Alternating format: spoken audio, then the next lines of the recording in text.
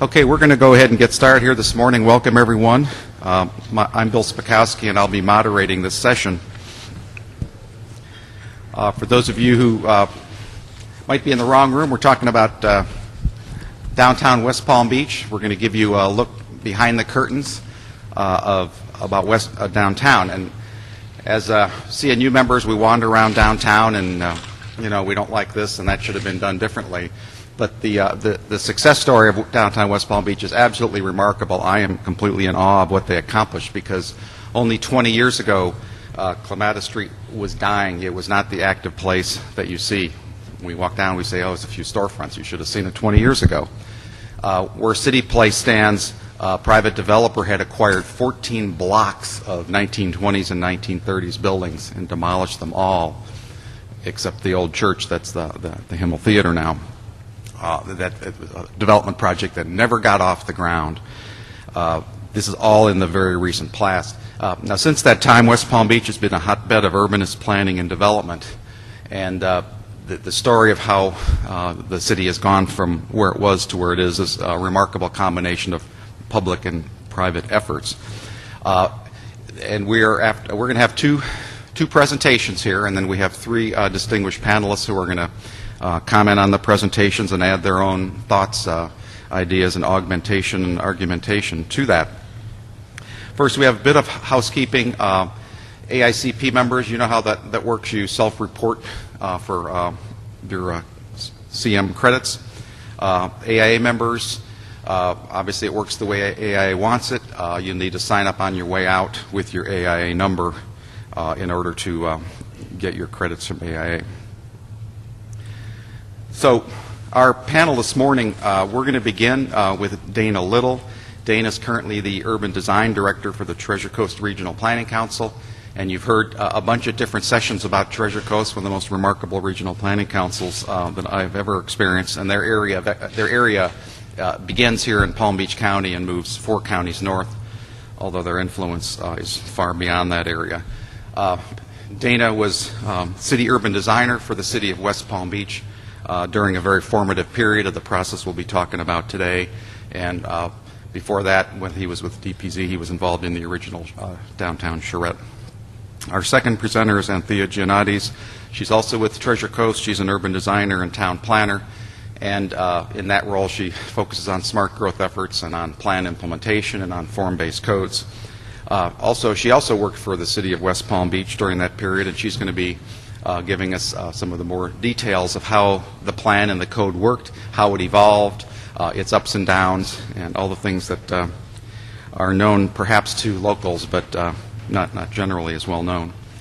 Following those presentations, we're going to have our three panelists speak. Joe Minicozzi is a principal with Urban 3, a real estate consulting firm in Asheville. He focuses on downtown projects, and he was a founder of the Asheville Design Center. He also worked for the City of West Palm Beach during that formative period. Joe Verdone is a planner with Carlton Fields, a well-known Florida law firm, and Joe's been involved in the planning and permitting of many of the buildings and projects you see downtown, including CityPlace and the Prado and the Strand and many of the other projects that you'll see in photos of and as you walk around town. Finally, we have with us today Commissioner Kimberly Mitchell. She spent the last 10 years as District 3 Commissioner for the City of West Palm Beach, as always a contentious period in the city's history. In addition to her civic duties, she's spent 20 years in investment banking, and she currently is Senior Vice President for Loop Capital Markets, running their West Palm Beach office. So with that, Dana.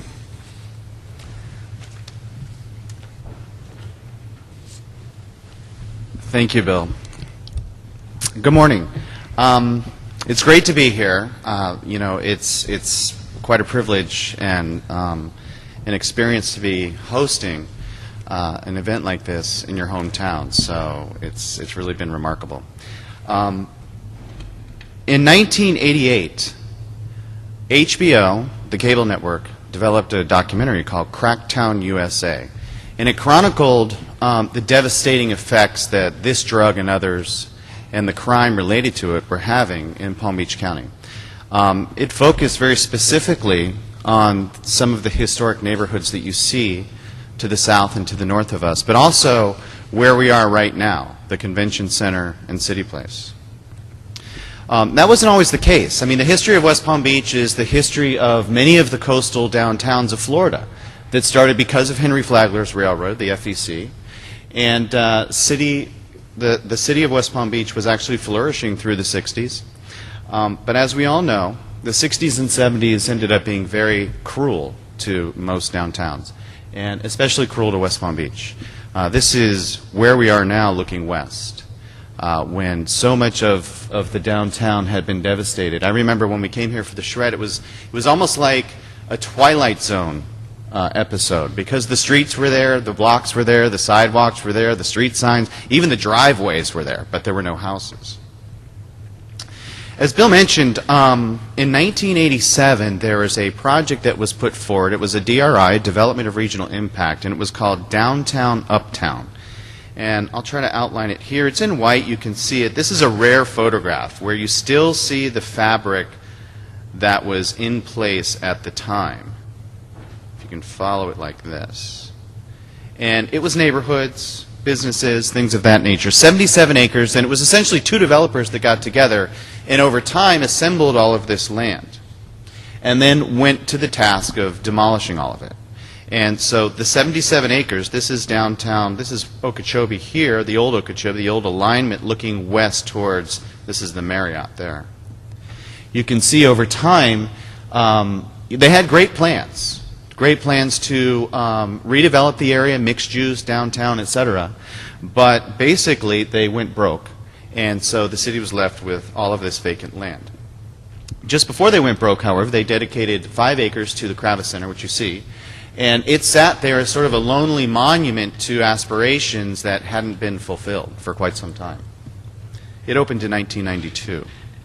So this is looking downtown after the demolition occurred and after the city began to assemble the properties. And two things happened. One is that Kravis Center was built, but the developers of Downtown Uptown chose, thankfully, not to demolish the First Methodist Church, which is right here. And thankfully, because most of you have probably noticed by now, it's the centerpiece of CityPlace, the development right across the street. When we came here in 1993 to do the charrette, this is what the First Methodist Church looked like. I don't recall if these were classrooms or something tacked on to the back. But again, it was a very surreal experience to see pieces of this, beautiful pieces of the history of the city sort of laying in these fields of debris. Now in 1991, Nancy Graham was elected as the first strong mayor of the city of West Palm Beach. And one thing that is important to note, because I think most people have heard of Nancy and the work that she and the city did over those years, but the city was essentially broke when Nancy was hired, or excuse me, when she was elected. I spoke to her last week and she reminded me that they had to lay off 150 employees, I think, in her first year of office.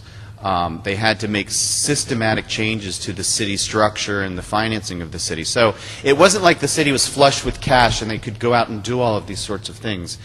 They had to, Nancy and the staff had to think very creatively, the administration, about how do we print our own currency? Not really, but how do we take what we have and turn it into something that is desirous for people? That was around the time that Nancy brought in Dwayne Planter-Zyberk to do the downtown master plan. That was in 1993. And that was the same year that the city was able to purchase at auction a 1970s Holiday Inn that was right on the waterfront. It had been decrepit, vacant, it was in foreclosure, it was a mess. And as Nancy told me, they sort of sent someone down to the auction with a check, and they bought the hotel for $75,000. So for New Year's Eve, the city sold tickets, $25 a piece, and raised $1 million for people to sit in the mayor's danger zone to watch it get imploded.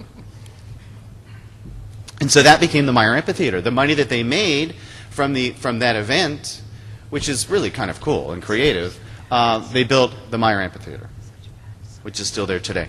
This is what Clematis Street looked like at the time of the charrette. There were old cars there, and it was one way, and it was tired. And I remember during the charrette, somebody's motorcycle was stolen right out in front of us, and people. It was a very strange scene with the old library down at the end. But over time, the city was able to, through issuing bonds, start to create a new streetscape for Clematis Street, and gradually turned it into what we have today. And even beyond, in more recent administrations, rebuilt the library in another location and opened Clematis Street up to the waterfront. The Centennial Fountain, this is, was built in the same year, 1993, 1994. This is what the head of Clematis looked like at that time, and the Centennial Fountain was put in its place. And you can see that out there at the end of Clematis Street.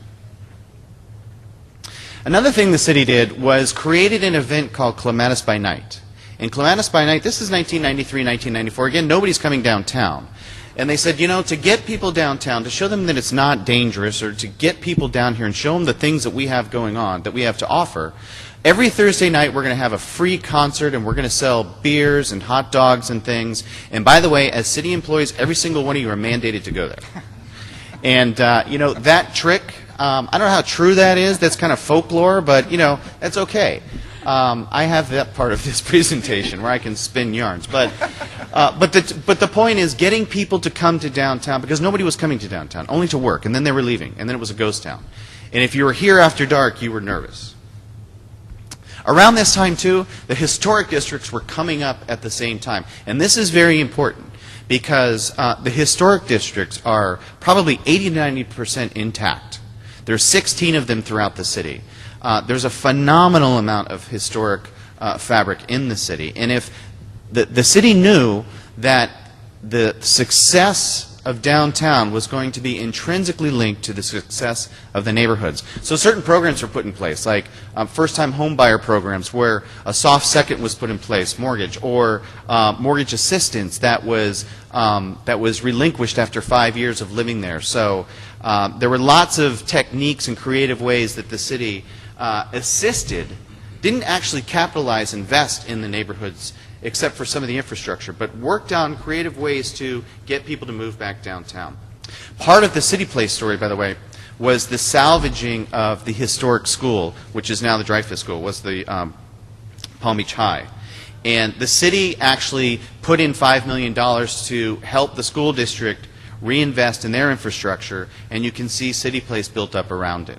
And now it's an integral part of CityPlace, and it's also one of the top 50 high schools in the nation.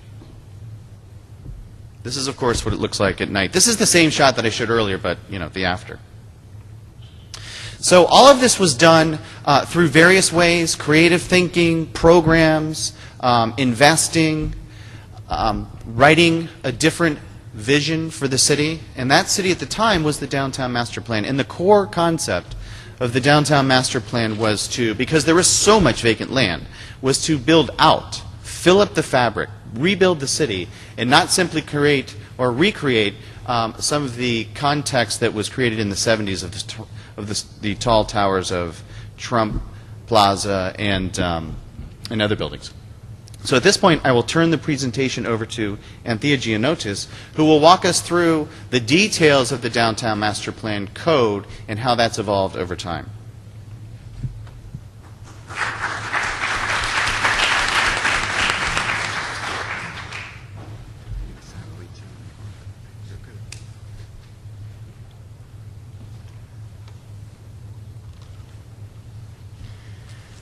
Okay.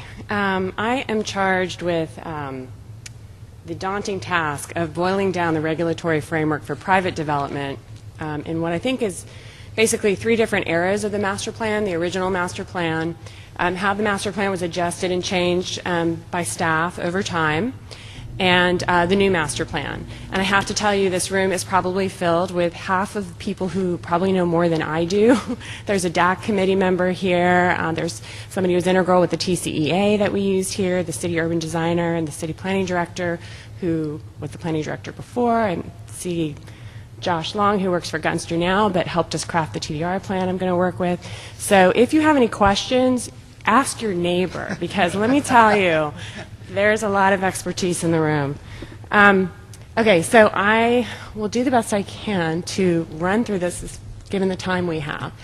The master plan really established the vision for downtown, and I think it's important to note that we get a lot of flack that new urbanists don't like tall buildings, and I don't think that's true, and especially in the case of West Palm Beach. Our bigger challenge was that there was a tremendous amount of vacant land that had to be filled. There is still a lot of vacant land despite the vast amount of investment that I'm going to show you that's occurred under the master plan. West Palm was one of the first municipalities to codify a form-based code. This was adopted back in 1995. It established a system of primary and secondary streets, and it used a palette of 4 building types that were assigned in a regulating plan for the downtown. Type 1 was a single-family house with a garage apartment that was relegated to the residential neighborhoods. There was a type 2, which was townhouses. You can see a little bit of that on the north end of CityPlace. And there was a larger area that was codified that at the time had some structures that had escaped the wrecking ball of the downtown-uptown plan. Most of downtown was type 3, which was a 5-story mixed-use building, all residential, all commercial, would like you to mix it up. And then the larger streets, Australian Avenue and Okeechobee, had a 15-story mixed-use building that worked the same way. The primary and regular street system was really a critical tool at this point. Primary streets had to face the street. The building had to be no more than 5 feet from the property line. It had to extend along 80%, and it had to be 2 stories. And what's really funny was when the code was originally passed, that 2-story minimum was really burdensome to some people. I mean, they wanted to only build a 1-story building, not a 2.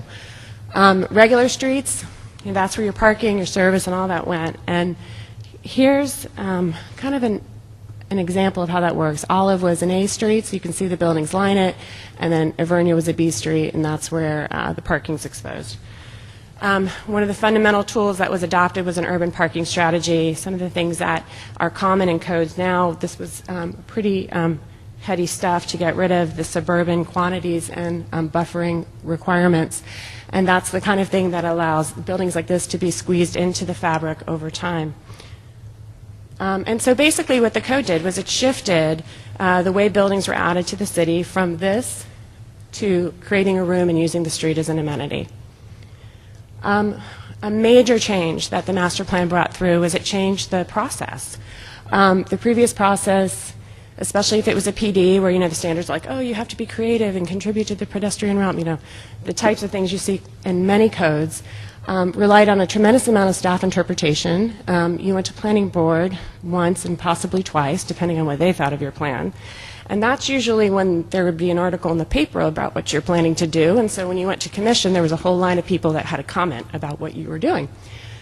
The master plan changed that by codifying a vision that was developed with a tremendous amount of public participation. They have a position of an urban designer who has the ability to review your project no matter how large it is, and if you meet the code, you went directly to building permit. If you didn't meet the code, then you went to visit a special board that was expedited, and that also contained the expertise to make a judgment call on whether what you were asking to do is consistent with the general intent or not. So this was a huge shift. Building types and height were codified at the state level, so there was no way to add additional stories or come up with your own idea. You were given a tremendous benefit for meeting the code in that you had no public hearings, and it basically removed politics from the development approval process. This is a building that was built, and it is just east of CityPlace. It's by Portondo Parodi, and it had a 15-minute zoning approval. And the process is so powerful that this building, the Edge, which is 568 units with I think some live work on the ground, the property was originally part of the PD that brought us this, and the expedited process was so powerful that the only process they went through was to get out of it so that they could get into the expedited process. And so we learned a lot of lessons from this era. First is that process is power, and that is a tremendous lesson to take back with you. And the second is that the AB Street network really does work, and when somebody wants to bring they're one-story, 7-Eleven or whatever, and they don't want to do what you want them to do. You have a place to steer them towards, because real cities that are not projects are messy, and they have all kinds of needs and uses. We had many issues at hand that were coming. CityPlace was coming out of the ground. Clematis Street, which had revitalized and started to get some traction, was worried about, is that going to help us? Is that going to kill us? What's going to happen when CityPlace opens?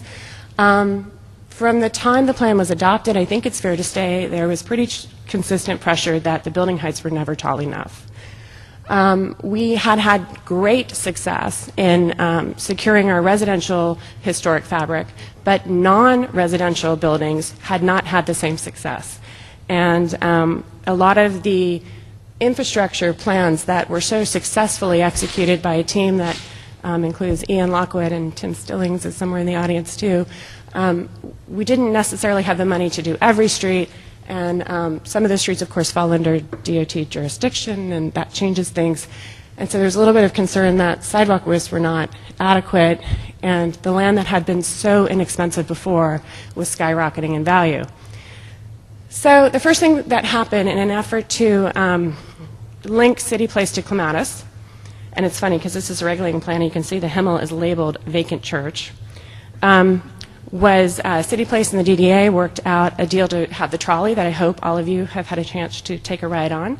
And staff decided that having required retail to increase the activity along that street would help. Okay, and that did not work because the buildings that put it in, and I took this picture this week, are still vacant and the ground floor. There's a lot of reasons why it doesn't work. I think as planners we have to be really cautious about where we color retail and think that it will magically appear. There's a lot of factors involved in terms of what you need to support it and its disposition. I think a fundamental concept as the plan has evolved and changed over time that started at this point and has continued, I believe, to this day, is that any increases in intensity or density that are offered in a focused, purposeful way and not on a case-by-case basis. And I think that's been a fundamental concept so that you have the ability to secure whatever your needs are as a community. And I think the city benefited from having somebody with a tremendous amount of real estate experience in their education, and he's on the panel, so we'll hear from Joe Minicozzi later. Okay, so we got a new mayor. And the murmur to raise building height became a directive. And so staff was charged with deciding how high to raise it, not, again, because we don't like tall buildings, but because we were really concerned about the market being absorbed in 1 or 2 projects and then having 20 more years before we saw more. We had a TCEA, which back then was a really critical tool because it meant that transportation concurrency exception area. It meant that as new development came into downtown, the roadways didn't have to be widened the way they do in suburban patterns. And so that was also a great tool, but the ordinance behind it requires a balance of residential and commercial, and as Dana was showing you, if the city hadn't participated, or the CRA, through CityPlace or through TIF deals, the residential wasn't coming into the downtown, and we needed more of it.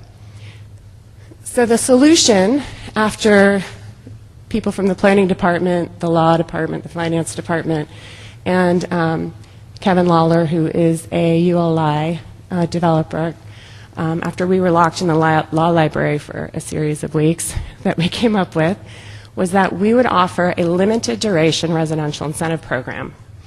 And that would be that your ground floor could be whatever you wanted. If you were in mixed-use zoning and you wanted residential, great. If you wanted to put in commercial, fine too. But your upper floors were going to be residential. To coax you to do that, we were going to give you some extra stories. But to try to get some of the things that we were missing, wider sidewalks, parks, plazas, we were going to take a little bit of that back. There was a menu of choices that accompanied that the buildings could choose from. And the idea was that it was a 2-year program, that it was going to sunset and go back down to 5 stories afterwards, and then if we had made any terrible mistakes, we had the ability to recast it, or if there was a different focus or different use that was needed, encourage that. We did have architectural and open space design guidelines as part of that. This is one of the buildings that was built under that plan. And this is where I would also warn you that, again, mixed use is much more complicated than you think, because almost every building chose to have the ground floor remain commercial. And I'm showing you this one because the ground floor of the Whitney is largely occupied. There's a wine bar, there's a lot of interior designers, there's a photographer, things like that. But many of the other buildings built in the same era still are empty on the ground floor. And it turns out that the HOAs have a lot to say about which tenants and how many of them can come in. And so I always say that if I have to pick a building downtown, I'm living here because these people are a lot of fun, I think. So, all right, historic preservation. The original master plan certainly recognized the importance of historic preservation and sought to reinforce it, but it wasn't happening. Our commercial buildings that had been preserved through one benefactor who had that as something that was important to him and the financing to do it. We unwrapped our courthouse that I hope some of you have seen by now, but outside of that, we were not able to secure the protection of many of our churches because their churches did not get a tax benefit through designation. They didn't need it. So a transfer of development rights program was established. The city historic preservationist went through the city and identified the buildings that she thought were important to save. Planning staff determined where more height would be appropriate or not appropriate. We drafted the enabling ordinances, and the Downtown Action Committee was charged with overseeing the transfer from one property to another. And the point to remember at this is because, again, the code locked it down. There were very specific ways you could get more. So here's an example of how one of these worked.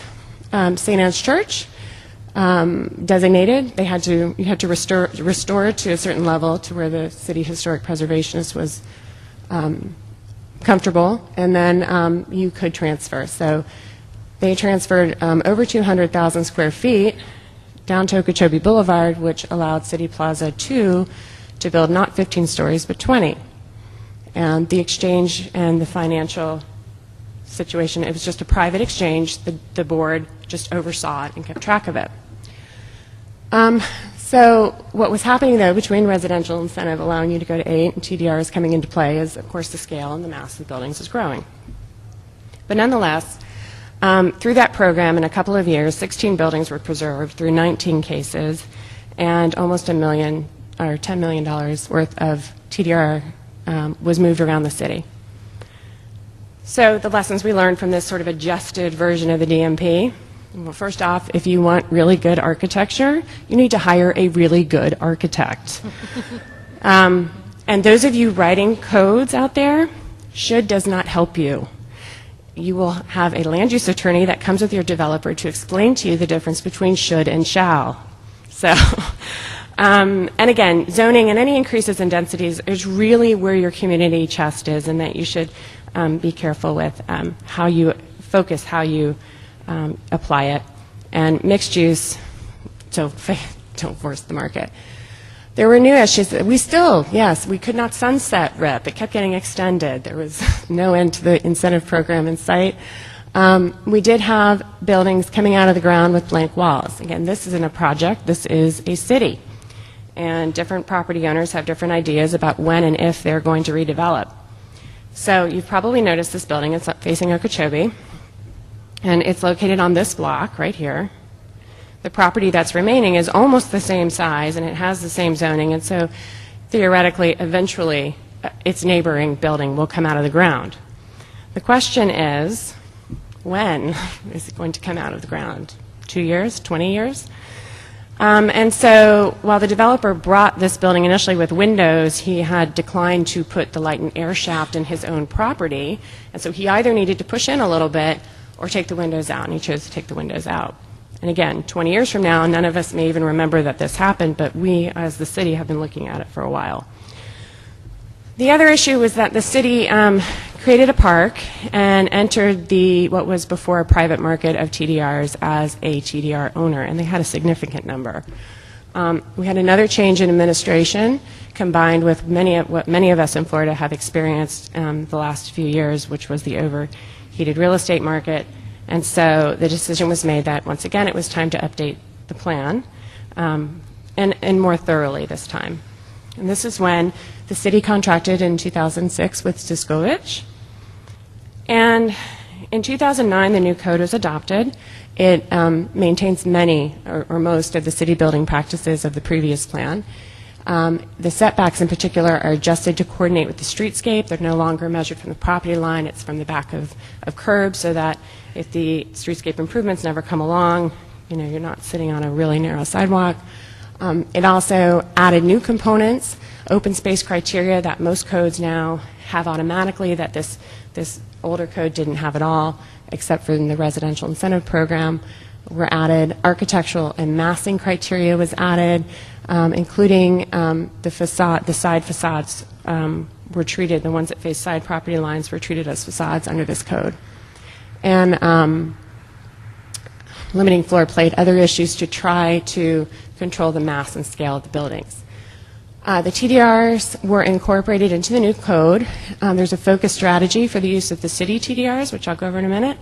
And it expanded the sending sites because the community, this was done with a tremendous amount of public participation, and the community really wanted to know that Clematis was safe, whether or not the private property owners designated or not, that this would be, this is part of the heart of our city, and it would have a way to continue that way.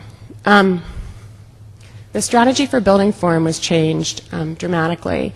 It uses a combination of the envelope standards that are common to the previous code, and then adds in an FAR concept. And the idea is that the envelope that's prescribed for each site is larger than the FARs that you can use to fill it.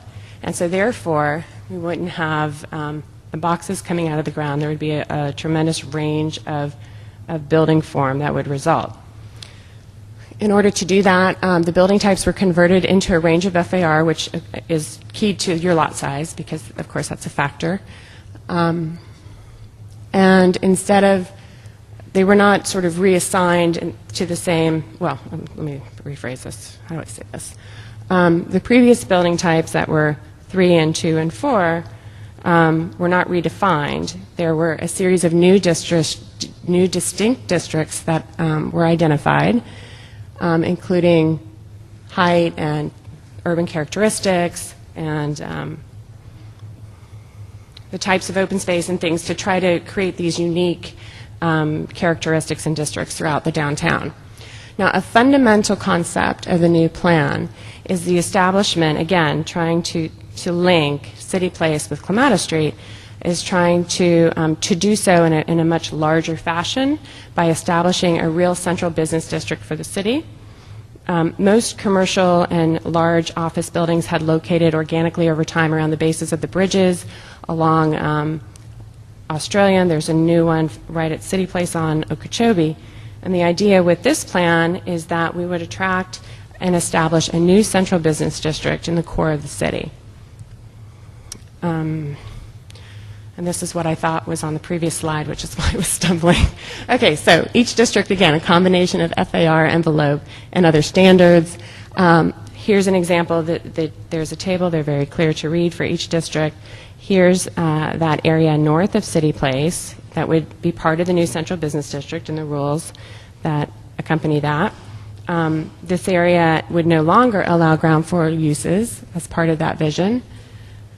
And this is how the TDRs that the city owns are focused through this code. Specific uses that the city needs, I think some of you will certainly agree that we need another hotel, were identified, and then the appropriate places located. So again, that central business district is one of them. So the idea is through the use of the city TDRs, you would be able to move from what the code allows you of 8 stories all the way up to 25, and they would grant you additional FAR in exchange for providing one of these uses. I don't have any buildings to show you because I think, as we're all aware, there's been a national adjustment that's happened since this code was adopted. However, there is one building moving through the process now. It's a new hotel on Clematis Street, and you can see through the rendering that it lines the street, it maintains the activity on the street. Conditional setbacks are put in place to pull the mass and scale back from the streetscape as it was before, and then this interior side facade is articulated. How'd I do?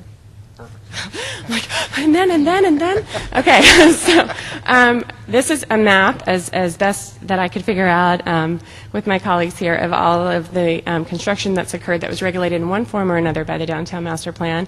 The CityPlace GRI, of course, is here. You are all here in the Convention Center. If it's red, it was constructed under the original Downtown Master Plan. If it's yellow, it was part of the Residential Incentive Program. And I think that the good part of what we've all tried to do is I think we've brought urbanism back to the city. I think everybody, all of these people in this room that have had their fingerprints on downtown deserve credit for that. And we have a long way to go, but we added, under the master plans, over 3,000 new residences and over 1 million square feet. And I think we've recast our city moving forward to be a walkable, livable 24-hour city. So.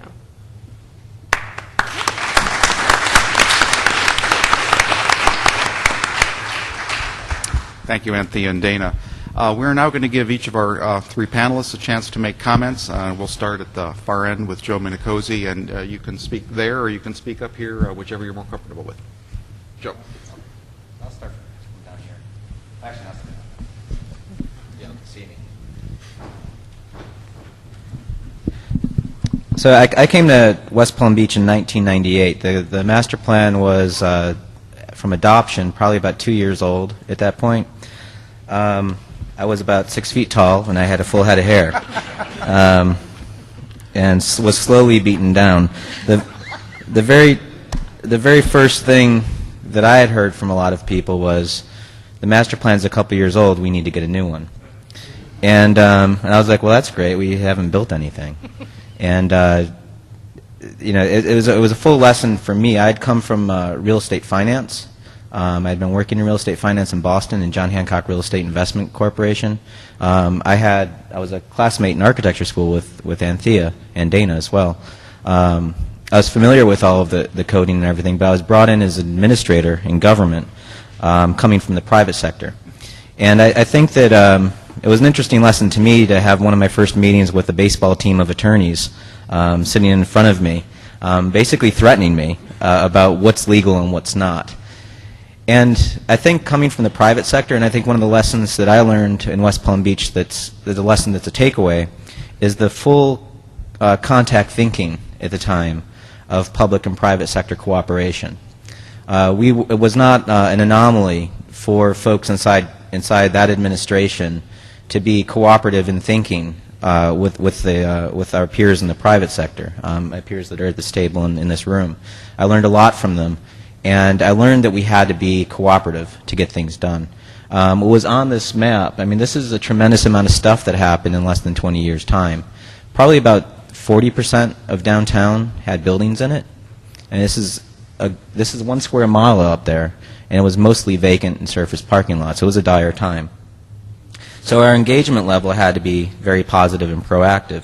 It also had to be predictable, expedient, and everybody had to have a fair game. What Nancy told me, I think it was my first week, I ran into her in the hall and she just started poking me in the chest about, we need to depoliticize things and we need to expedite getting things done. Your job is to get things done. I am the CEO, you work for me. If you don't operate this place like a business, you will be fired. And I said, thank you very much, Mayor. I went back to my office and started doing work. But it was a lesson.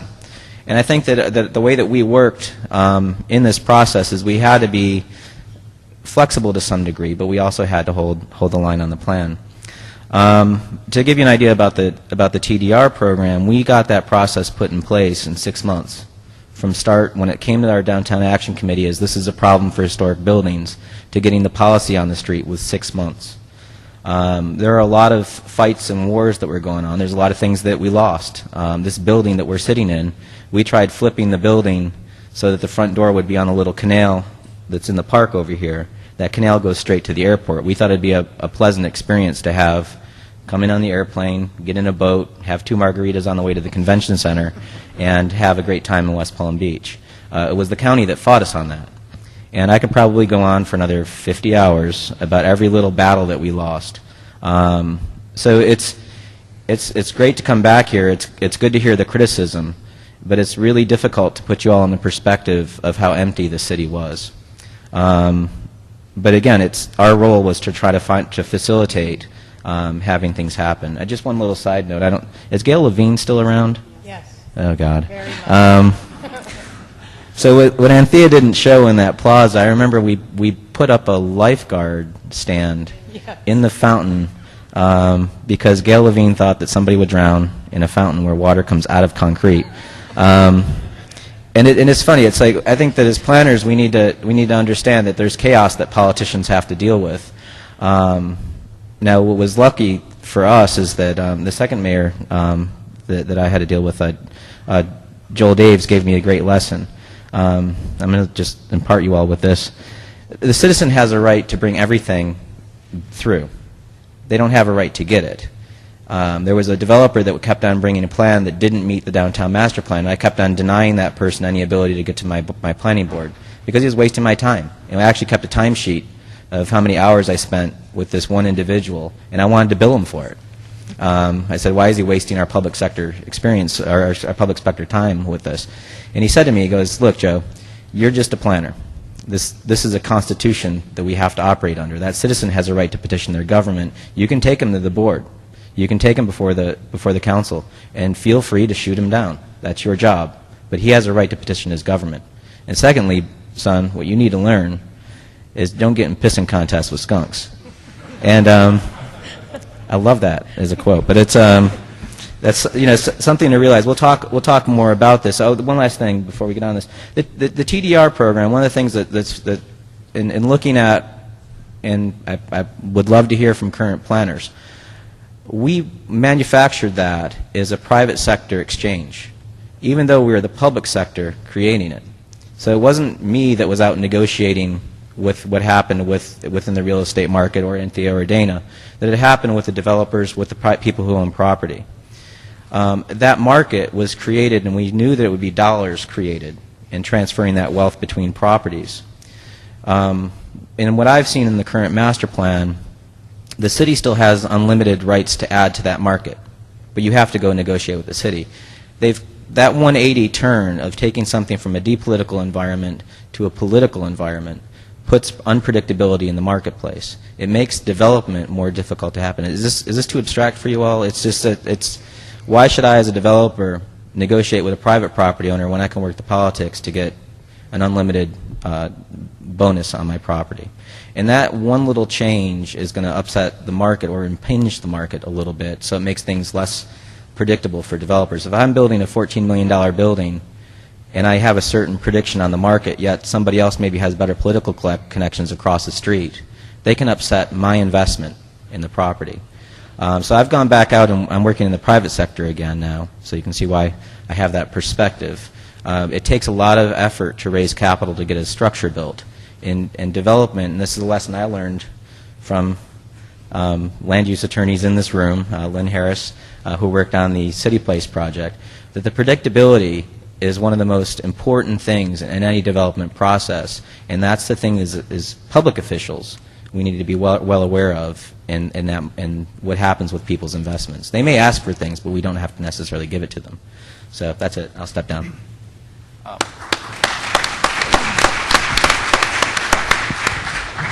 Thank you, Joe Minicozzi. Joe Verdone, you're up next. Yeah, my name is Joe Verdone, and I'm with the law firm of Carlton Fields. I'm a certified planner, and I've had the pleasure of actually working with Joe Minicozzi and many of the people here in this room to develop many buildings in the downtown.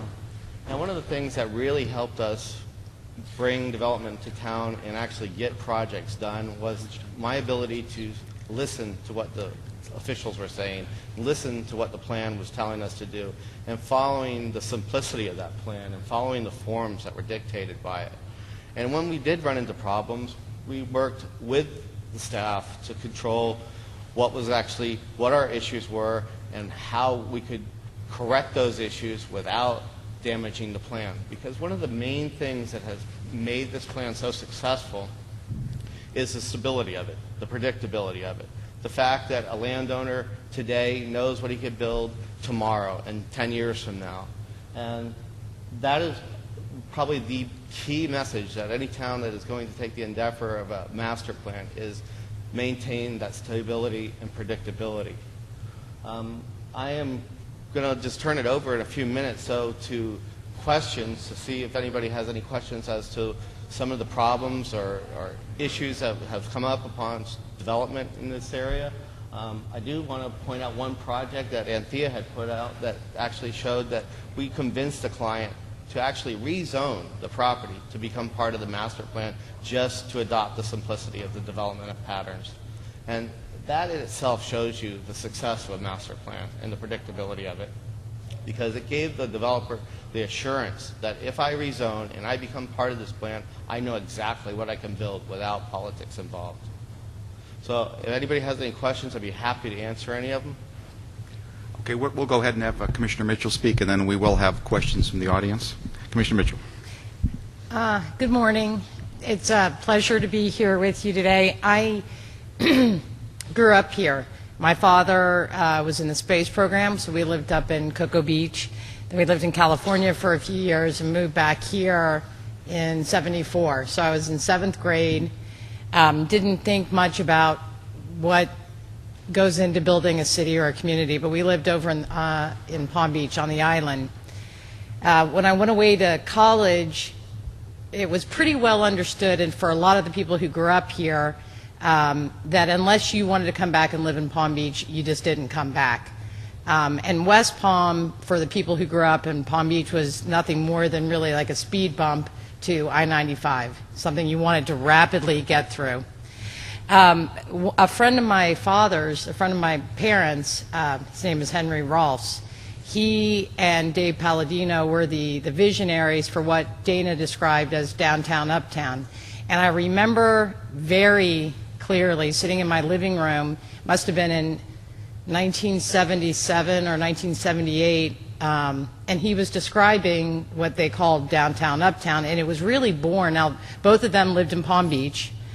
And it was born out of the recognition that the town of Palm Beach itself was so small, if it was going to grow, it would have to grow over the bridge in West Palm Beach. And imagining that, when you saw pictures of what West Palm Beach looked like in the 70s, you remember the picture of the church, and then what you're seeing was vacant property, but before there was vacant property, it was just crack house after crack house after crack house. That's basically what it looked like. So I'm like 16 years old listening to this, what seemed like an old man. He's probably, 55, but describing people spending $500,000 or $1 million to live in West Palm Beach. So I couldn't wrap my brain around that, but I held on to it. As I left, I went to Florida State University, greatest university in the state of Florida. And I would come back and visit, but I would never, couldn't imagine living here. And I'd come down to see my parents, and I started to notice in the early 90s something was changing in West Palm. And I knew who Nancy Graham was. I wasn't involved in politics locally, but I knew who she was, and I could see that she was onto something and inspiring something that could bring me back to West Palm. So I moved back here with my husband in 1995.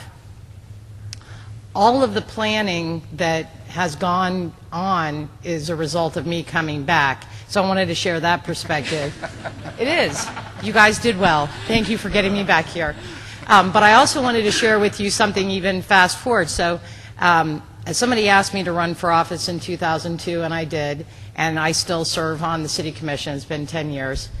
A couple of years ago, a friend of mine that I grew up with, his name is John Texter, came to me with another friend about this idea they had to bring the film school at Florida State, perfect, it's my alma mater, to West Palm with Digital Domain, this big digital animation company out of California. John Texter, who I grew up with, who went to that high school that now has been renovated to Dreyfus, and he went to Palm Beach Public and Coniston down the street, had this idea of taking the film school out of Tallahassee, partnering it up with Digital Domain, and creating right on Okeechobee, across the street from us right now, what's going to be called the Florida State University Digital Domain Institute. Now, the reason I share that with you is not just because it's a really exciting project, because it is. It really is phenomenal. But the reason, and one of the big reasons that it works here, I could credit myself with just bugging the heck out of him to get him to say yes to coming here. I could do that, and I do sometimes. But mostly it was because we had already built the bones and putting the meat on the bones of a remarkable downtown that they could see blending into the urban campus. That became very important for them. And when you think about what they're doing there, it's not just buildings, it's technology, and it really is, we are looking at what the future will be in not just West Palm, but in probably all of Florida, and I'd say a snapshot of the United States. How do we do things smarter, better, cleaner, safer, more efficient, more sustainable? And they bought into that. So I thought if there was anything for me to impart with you all this morning, and thank you for being here to see this great city. I'm proud of it. I'm proud of the history. I'm proud of the intelligence. I'll tell you, Joe Minicozzi, when I first got elected, if I was in City Hall, I wasn't in my office, I would be hanging out with him, and Dana, and Anthea, and Dan Carey.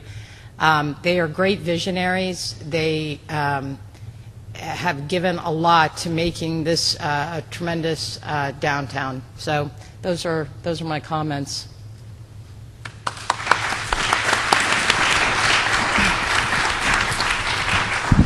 Thank you, Paz. I have a couple of follow-up questions before we go to questions from the audience. Joe Verdone, you said that you made the comment at the end that about certainty and the effect of an adjoining property owner getting, with political connections, hurting your investment. Can you amplify a little bit on that? Yeah. In essence, one of the key elements for a person to commit to a development and to be able to go secure financing is to make sure that what they're getting approved is not going to be trumped by the next developer right next door. And by having that predictability within the plan that dictates what the FARs are, what the building masses will look like, that in itself provides that level of security for that person to take that step to move forward with the development. That is totally one of the most key elements of all the projects that we've worked on, is the knowing that what they're getting approved is not going to be outdated or turned over to be a bigger building or a taller building right next door. One of the things that I strongly believe in is when you do adopt a plan, that you maybe make updates to that plan. You make subtle changes, but to make wholesale changes as we just went through, I think we're starting over again. It basically starts the clock again, and everybody is sitting back. And I know it's a bad economy, but right now everybody is sitting back waiting to see how much does politics driving this plan? How much can change? How fast can it change? And how long will this plan last? So it's really, really, really important that when a town takes the effort to make a master plan, that you stick with it. You give it time to mature, and it's not a problem to make changes, but wholesale changes, redirection of growth areas and changing the vision, those are things that are going to really push you back and really change the stability of the plan and really takes away the predictability.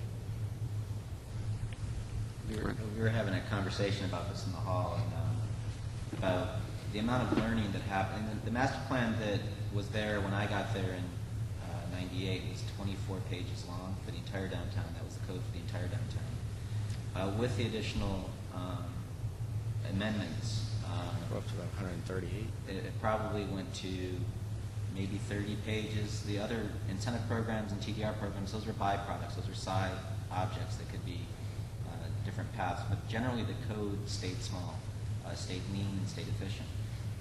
And it needed some tweaking. It always needed tweaking. There was lots of things that weren't captured, things that we couldn't predict, things we couldn't see until buildings started getting built.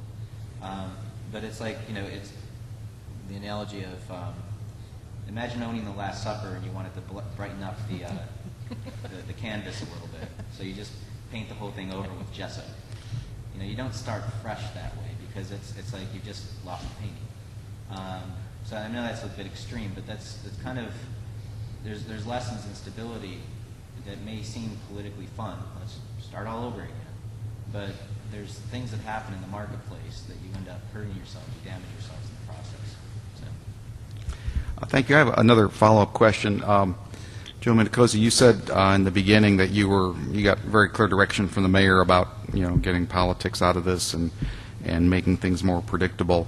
And that, as a planning consultant, I'm preaching that to elected officials that I'm employed by, and that their reaction is often, "Oh no, we love doing that stuff. How could you? What do you mean take us out of it? That's what we're elected to do." And I do think we've heard today that a lot of the success of the downtown plan was that step of making things more predictable and less political. My question actually is to Commissioner Mitchell, since you're the one who in the seat who's getting cut out of the fun or whatever. What do you think of that, and what do you and is that going to be the way it is going forward in West Palm Beach, or are we going back to the earlier era? Wait, so are you asking? I think, yeah, well, that's a lot of fun, and it consumed a lot of hours of commission meetings. I'm a public finance investment banker. I'm not an architect. I'm not a planner. I play one on TV for a couple hours every month, but I shouldn't be. And I can tell you, there are some others who definitely shouldn't be. So taking that role away. Not taking it away, we should be a part but not the part, and putting more importance on the committees and staff is what I think made downtown West Palm successful. And politicians, just by nature, are going to muck that up, and they, even against their best intentions, and anybody who knows me will tell you I was the biggest, the hardest on every developer and every development that came, because nobody else seemed to be. So I was like, well, someone's got to tell them no. Someone's got to be able to, stop whatever it is that they want to build as big as they want to build. But most politicians don't want to do that. They want to make people happy. They definitely want to make people happy who contribute and get them reelected. And so it's just human nature. It doesn't mean it's bad people or corrupt people. It's just, they're just humans. So the balance, I think balance is important. Setting the policy, you have to have politicians involved in that, but then sticking to the policy, that's where the committees and staff are important. Did that answer your question? Yes, it did. Anyone else up here would like to make a comment on that question of the involvement of elected officials in development decisions? There's, one of the great things that there's a commissioner, Alzacaro, gave me a great lesson. When we were bringing the residential incentive program, we deliberately kept affordable housing as a component in that document. The two columns that you saw were choices that we left for the developers. We let them pick something physical and something social in the building. But we didn't dictate the market. We put a menu up there and let the developers choose what they wanted to do. Things like the open space requirements, that was very objective, straightforward. We knew how many trees and benches we could put in there to design a good space. But for that actual building, that was a social call that was going to be up to the property owner. And with it, we brought forward, we thought that affordable housing would be an issue in West Palm Beach, and we were allowed to do that job. We were allowed to come forward and do our ethically charged thing, saying somebody that I think of affordable housing. And I remember Commissioner Zuccaro said, well, it's fun that it's good. Mr. Minicozzi, it's good to see that you're rowing that boat alone. Can I make a comment? But we're not going that way. And the commission overturned me. They struck affordable housing from the policy, but that's why we put the sunset clause in. That there may be a time in the future that they could reconsider that. And that was our hope. Now, as a planner, you have to walk that balance. I walked up to my office after I lost. Threw a bunch of papers around the office and screamed and yelled and swore. Went out and had about 6-pack of beer. It just, but it was part of the process. I had to accept it. I had to accept that as a planner, that I am not the politician. That I had to do my job as a planner to articulate the public need or the best planning need at that time in the public process, and I had to be willing to lose. So that was a fun part of fun. In retrospect. But that was part of the process that we had to go through. That was part of the politics that we had to learn and take part of. But we weren't gaffed. We weren't told not to come into the meeting. We weren't told not to say things. You weren't gaffed? Oftentimes in the public sector, the mayor or politicians will tell the planners not to step up. I mean, I don't know if anybody's in this room has experienced that. Saying that tongue in cheek. But there's You can tell who the planners are by the smiles in the audience. There's times when we're not allowed to say this stuff, and I think that was part of the culture of the place, is that we were allowed to speak. So that was, it's a 50-50 chance of winning, but we got some and we lost some. Any Can other I- comments on politics before we move on? Yeah, if I could just add to this, this is kind of tangential, but I'd be remiss if I didn't bring it up or emphasize it. I think that the horsepower behind the original master plan was the process. And what it did, and it occurred at a time when some people were paying attention, but most people weren't. Because you got to figure the whole downtown was cut out of the zoning code and replaced with something else. So what happened in that swift stroke, and it wasn't swift, I know it was painful, especially Rick Green can tell you, but it gave the city an incredible amount of leverage for downtown. And cities have been they've been zoning away their leverage routinely for years. Oh, we've got a downtrodden area, let's upzone it, or let's give this way, and you never get it back, especially these days.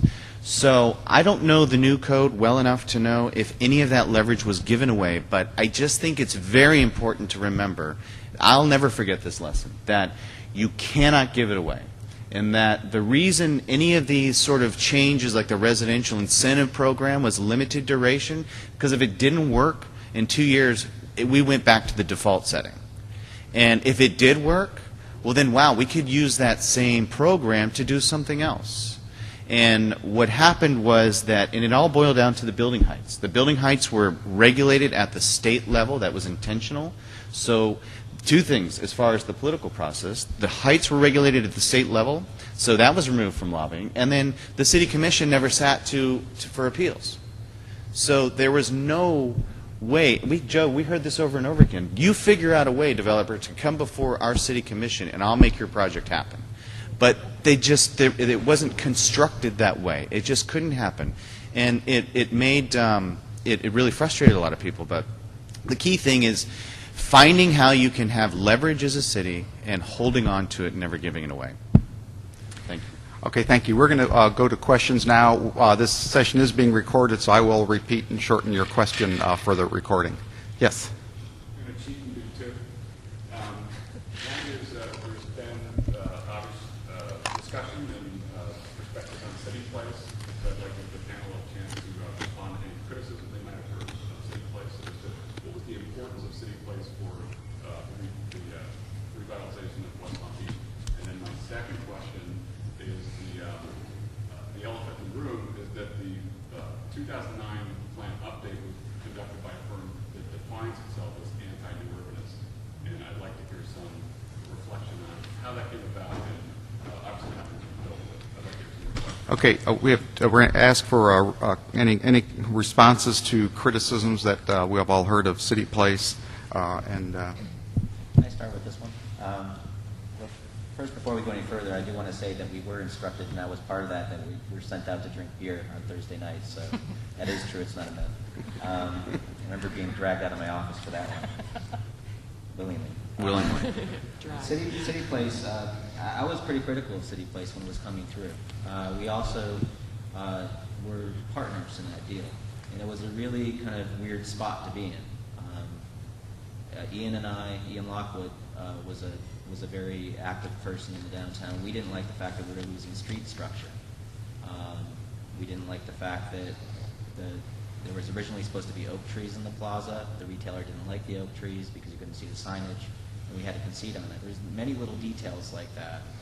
But at the same time, put it in perspective, we didn't have a housing market in the downtown other than Trump Towers and other subsidized projects. So we either had super ultra high end or we had completely subsidized. So we had to make a market. And the developers actually were more of a retail, more lean toward retail with an amendment of housing on it.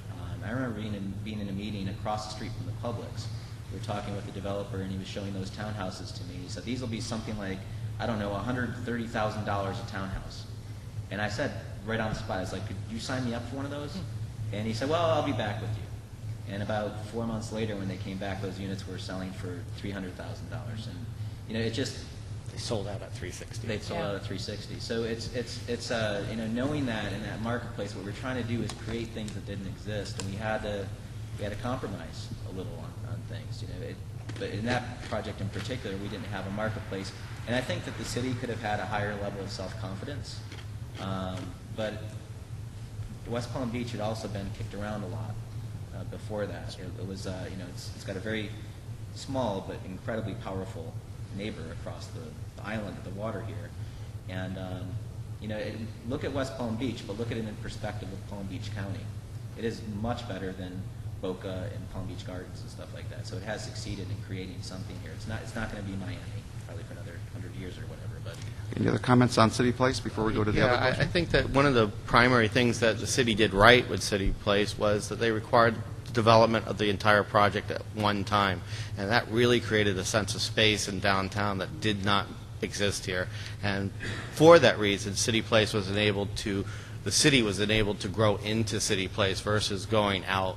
And I think that's a really positive thing that the city did when they actually signed the deal, is they ensured that a significant mass was built at one time, and it was not going to be built in a phase-by-phase process where things could have fluxed and changed, and it might not have had the continuity that it actually has today. and that was done in 18 months, start to finish, across the street. That whole 400 units or 700 units. How many? I Yeah, can't and, remember. and again, predictability and the stability of the approval process made that happen. Any other comments on CityPlace? I don't have any comments on CityPlace, but his question about Ziskovich's plan, well, I don't remember exactly what you were asking. He said isn't. Defines itself as an anti-new urbanist firm, Right. and they were chosen to do the plan, so So was that intentional? Was that a turn by the city against new urbanism? Oh, I absolutely, I mean, and I'm referred to often as 4-to-1 Mitchell, me being the one. And I fought against that for a reason. And Joe has articulated, both Joes have articulated the reason. Not that it was perfect, but that there was a reason for it and it was working, and to switch that gear and go in a completely different direction it was really being forced down us, and those quotes that were put up there were very accurate. It was developers who wanted more, human nature, and how can we remove impediments to getting more of what we want because the market is so hot. So we're going to have to wait a little bit of time because, like you said, or like we saw, nothing has been happening since 2000. That's good news, bad news, right? So it'll be a little bit before we start to see real projects come on to see how those changes are actually going to affect in a positive way or in an adverse way, and then we can always go back and fix it. You're shaking the Etch-a-Sketch. Jake in the Etch-a-Sketch. Any other comments on that, the Skovich question before we? It's actually, it's kind of an interesting coincidence. Bernard was my first job out of college, so I've worked in that firm as an architect. I understand where he's coming from. I don't think he had the political experience of what West Palm Beach was and the full contact sport that it was. And I think that his firm may have been blindsided by that with talking about this in an abstract way of we're going to just be different. And the metaphor that I'll use is the Rosemary Street design. CityPlace came to us with a design for Rosemary Street from CityPlace to Clematis Street. And if y'all could walk that street, please do. That design that's out there was something we were forced into an option of. We couldn't accept the CityPlace design, so we came up with something that was a compromise. CityPlace outmaneuvered us, so that we couldn't adopt that. Our design, we couldn't adopt CityPlace's design because it didn't meet ADA standards. So we had to come up with a third option, something new. And that gave us the opportunity to remove the curbs, to do something completely different that doesn't exist in this entire state. And you know, even though the plans change, even though it's changed the process, what it's done is it's upset the market for a little while. The market will figure it out again. And you know, I can look at it pessimistically or I can look at it hopefully. I mean, that street was an opportunity that didn't exist. So we could see once buildings start coming out, maybe something could come out better. I don't know. Okay. Not sure. Is this on? Because Try this. Sorry. Actually, to Chuck's question, I remember very clearly when we were going through the RFP process to choose the person to help update, which I think it's fair to say it's gone way beyond an update. And maybe that's the biggest issue, not whether the code is not urban or the old code wasn't. It was just a wholesale shift. But I remember really well Commissioner Mitchell getting exasperated at one point and looking at me and saying, well, if he's not a new urbanist, what is he? And I said, well, Commissioner, why don't you ask him from the dais? And you did. In the RFP exchange, you said, well, can you explain to me the difference between the philosophy that you're using and the philosophy that DPZ has used? And he sort of thought about it for a while, and he said, well, I think we are all urbanists. And I really think that in our city, we have all a staff, whether we're card carrying or not. I think the city does understand the value of urbanism. Now, you know, some people need their own label and others don't. And I think that's really what it came down to, is whether or not you had to have your own label, or you could acquiesce, whether you like the name or not, that you were part of that movement. Okay, thank you. Other questions? Nathan? Yes, there seems to be an undercurrent of some dissatisfaction with the 2009 going from, beyond update to a wholesale change. And this group is incredibly talented, incredibly passionate. If you were to go back into time, is there anything that you would have done differently that would have headed off this potential change that everybody seems a little uncomfortable? Great question. Is there anything that this group who've been involved would have done 10 years ago that might have headed off the change? I think I would have. Go for that. If I could have, I would have taken out some of my retirement and taken the mayor to Charleston and gotten the mayor to sit down with Mayor Riley for a while and understand that. I think that the political shift, there were so many dynamic things that were happening at once. There was a collision of personalities, there was a collision of desires, and also a collision of not understanding. I specifically remember the critique during that RFP process of the simplicity in just sort of a negative way of the old code. But it was beautifully simple, and it was adolescent.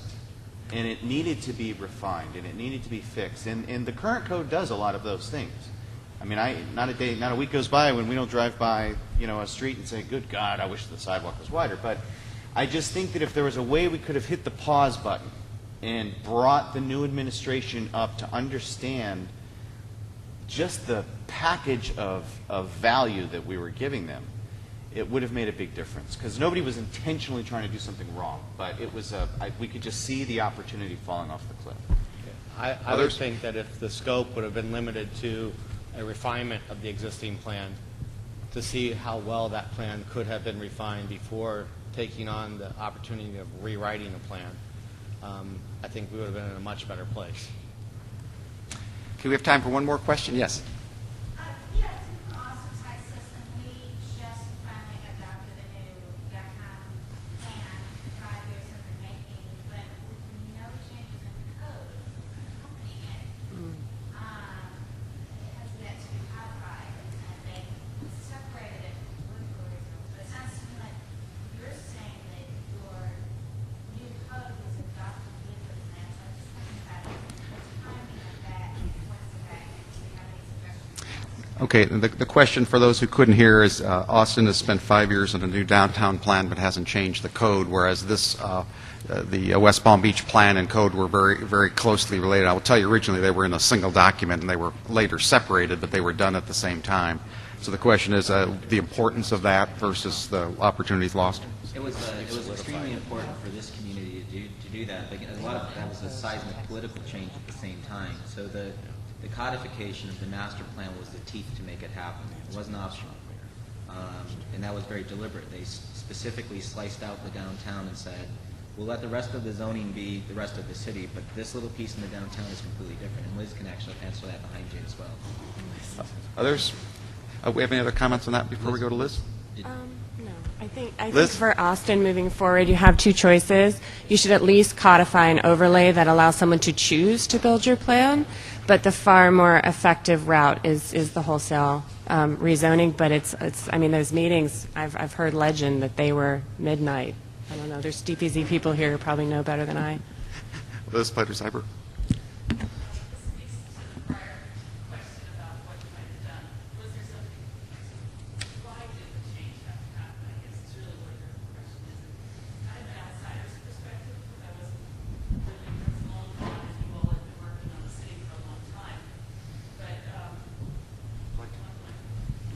So we can hear you. I'm not going to be able to repeat this well. That's fine. Thank you. I'm having to come off. Commissioner Mitchell, this is a little bit risky, and you might want to rebut this entirely. But actually, and this is colored somewhat by my experience in Miami as well, but Mayor Frankel, who was the mayor under whom the change was initiated, invited me up to come talk about it. And I got the distinct feeling in one or two conversations, one or two meetings, that she, who had been term limited out of the legislature and had decided to continue her political life as mayor, was kind of disappointed that there was no deal making under this code, which had in fact intended to take coding out of the political realm, which you've already heard being talked about a little bit. And because I think in the legislature you are a card-carrying deal maker. That's the only way anything gets done.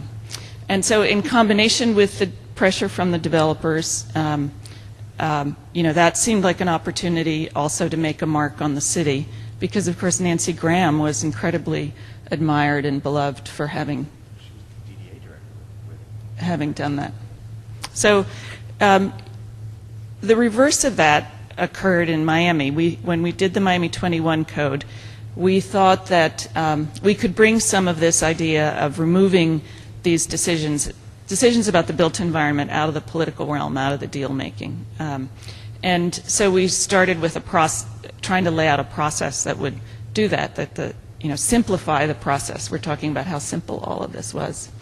And ironically, it wasn't the elected people who wanted it to remain, but it was the residents, the citizens groups who felt that they wanted to have access to the city commission in order to actually prevent things from happening. Yeah. So that bringing the built environment into the political realm makes it all that, as you said, less predictable. But it's ironic sometimes who wants it to be there and who doesn't. And I guess that depends on the place and the conditions. Commissioner Mitchell, does that sound... No, I agree. That's a great depiction of what actually happened, and that was my take on it too. And I jumped up and down, but I was alone in that because a lot of people wanted to be deal makers, and that made it a lot more enjoyable, or it raised them a lot more campaign contributions to make sure that access stayed there. So that was, but I'll leave it with this though. I think over time, Mayor Frankel even learned she started to course correct, albeit at the end of her another term limited 8 years, she started to course correct and could really start to see some of the error in her ways. But now she's running for Congress, so I guess she can go have fun in Washington. Were there no term limits? Yeah. Right. Do you have something to add to that, Dave? Well, I was just going to say, I mean, we really didn't want this to sound like sour grapes because, Anthea and I, we live in the city, we're raising our kids here, and we're really happy here. We don't want to be anywhere else. And it's really fantastic to see, and Joe, you said it, and Commissioner Mitchell, you said it too, there's been a lot of different fingerprints on the downtown. And we don't have anything built out of the new code yet to really be able to tell how flawed it is. But so long as we don't close any streets, and so long as we don't get rid of Flagler, and so long as we don't do some really stupid things, the city's going to continue to grow, I think, and just be a fabulous place to live. So I think one thing coming out of this conference is the move away from the fact that financially we cannot support the building types and the quantity of development that occurred in the boom. A lot of the codes that were created to support and enable that development at that time period can't happen now. Right.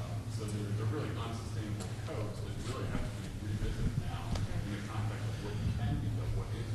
or our society, I think, large part believes that, just maybe another year, another couple of years. But should that never happen, should this be 1931, let's say, with a bad decade ahead of us, there's going to be a lot of resets in codes and plans. We're over time, but we might take another question, too, since people aren't rushing out. Are there any other burning questions? Yes, in the back.